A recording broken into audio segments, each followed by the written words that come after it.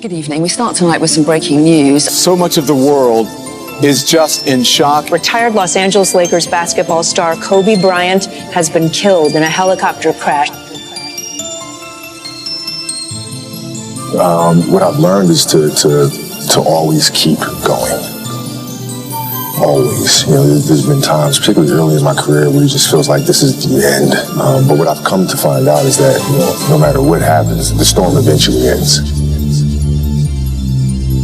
And when the storm does end, you want to make sure that you're ready. And so I've really learned to put one foot in front of the other, good, bad, or indifferent, because eventually that storm passes.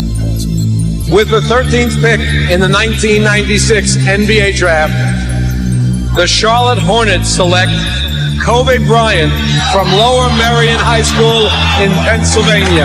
Every time I step on a basketball court, I'm going to put a strong effort out there on the floor. I'm not going to leave anything on the floor. Kobe pops out. Kobe's going to go. Couple of left-handed dribbles. Have a look at it. Oh! The Lakers win! As always.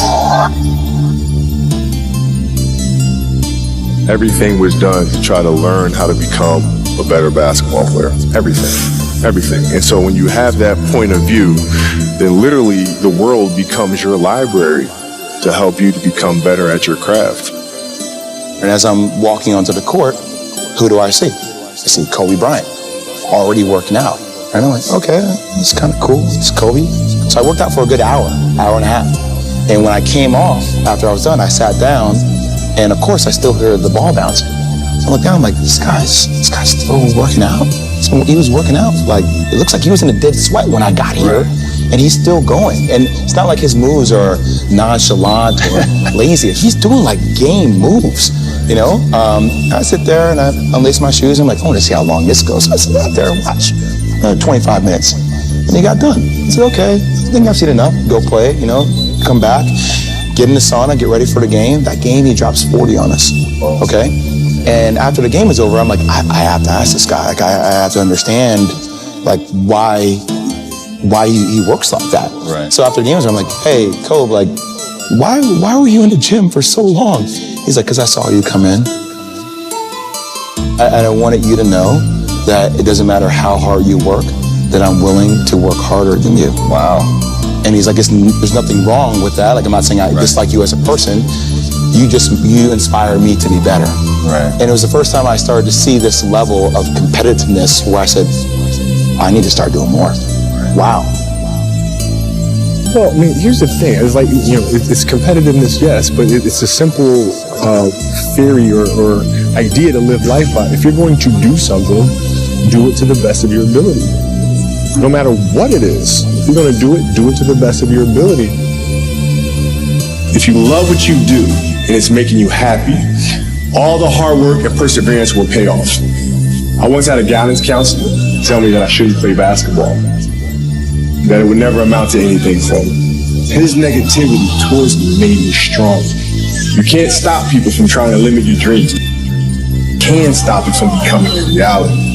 Your dreams are up to you.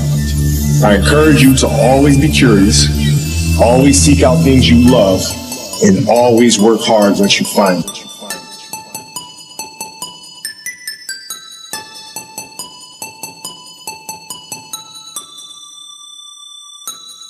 Thank you from the bottom of my heart. I love you guys.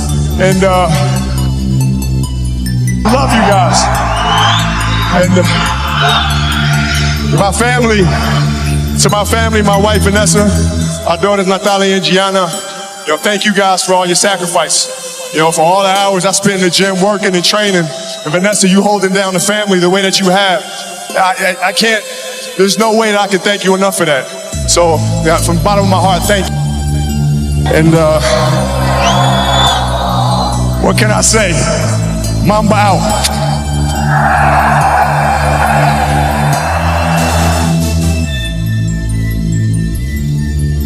Everything was done to try to learn how to become a better basketball player. Everything. And so when you have that point of view, then literally the world becomes your library to help you to become better at your craft. So because you know what you want, the world's giving you exactly the information 100% to become better at it. Because you know what you're looking for.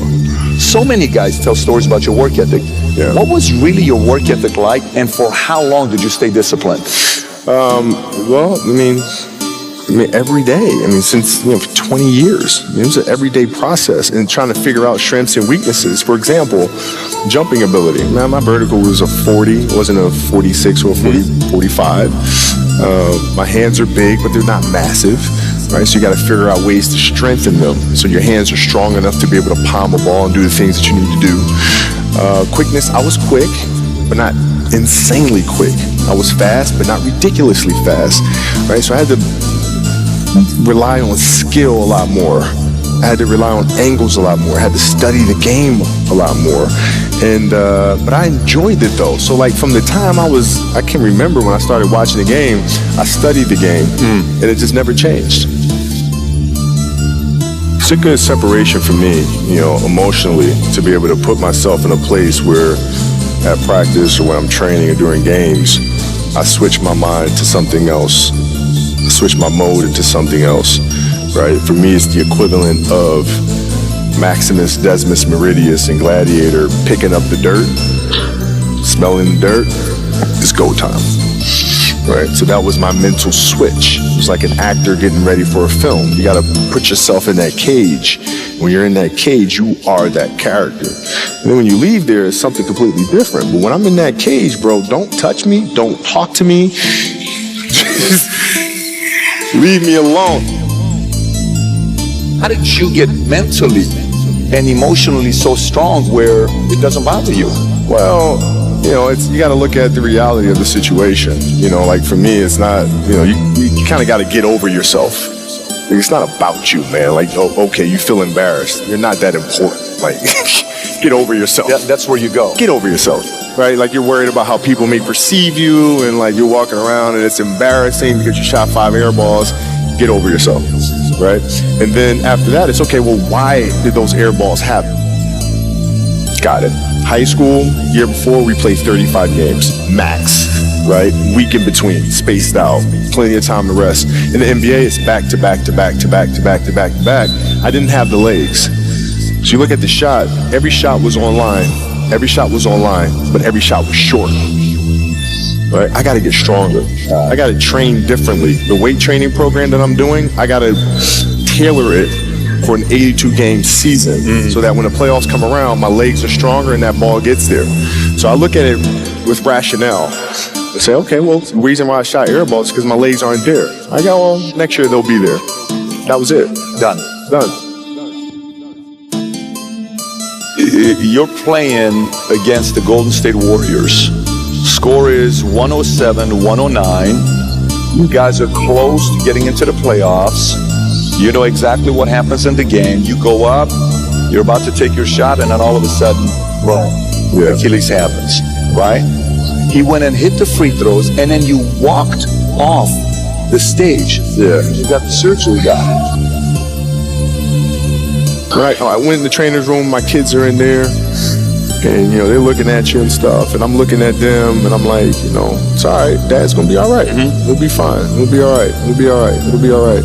As a parent, you gotta set the example. This is another obstacle. This obstacle cannot define me. It's not gonna cripple me. It's not gonna be responsible for me stepping away for the game that I love. I'm gonna step away on my own terms. And that's when the decision was made that, you know what? I'm doing it. You're a freaking beast, bro. When you get invited to places, doesn't mean you have to show up. No one wants to be alone. But why spend the rest of your life being miserable, frustrated, and insecure? Not really feeling as good as you have a responsibility to feel. Feeling good isn't just an opportunity. Feeling good is a responsibility that we all have for ourselves. And guess what? I actually don't care what you say about me.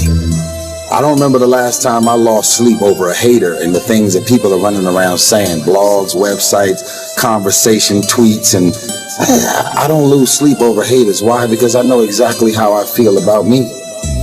And even if something appears to be very different than what it really is, I don't even mind that you're talking about the things that you're assuming that's really going on. The question is, are you just gonna look at this video and decide, wow, that was some powerful, and do the same thing? But it's a new day. It's a new day.